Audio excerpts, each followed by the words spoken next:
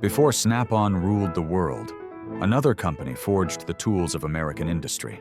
This was J.H. Williams, the titan they eventually had to buy.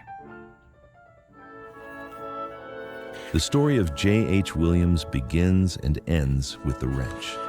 While other great companies like Stanley were mastering the world of wood, Williams dedicated themselves to the brutal, unforgiving world of iron.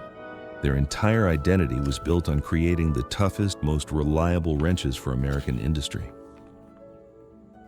And by 1963, they had perfected their flagship creation, the Superwrench. The name itself was a promise of quality. Unlike cheaper wrenches that were cast, every single Superwrench was drop-forged from a single solid piece of specially selected alloy steel. But the modern world demanded sockets. While Snap-on was famous for their flank drive system for the automotive world, Williams was perfecting the Supersocket for the punishing environment of the factory floor, and the Superrector, a monster designed for building bridges and assembling heavy machinery with a 24-inch handle and sockets the size of a fist. And that industrial focus is what truly separated Williams from Snap-on in this era.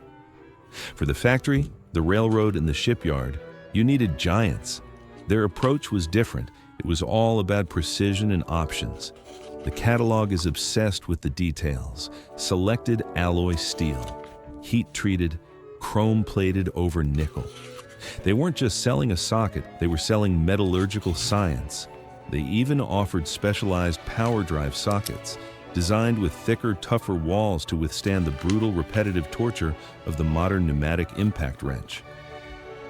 But a great supply catalog isn't just about the icons, it's about the weird stuff. The bizarre, hyper-specific tools for jobs you never knew existed. As we flip forward, we see things like adjustable hook spanners for machinery collars, specialized pullers for automotive engines, massive chain pipe tongs for oil fields, and deep throat C-clamps for welders.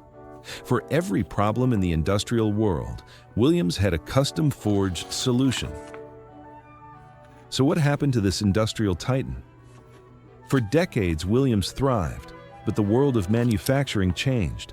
Globalization, cheaper offshore production, and a shifting market put immense pressure on legacy American companies. In 1993, the inevitable happened. The modern giant, Snap-on, acquired J.H. Williams. They didn't shut it down. They did something smarter.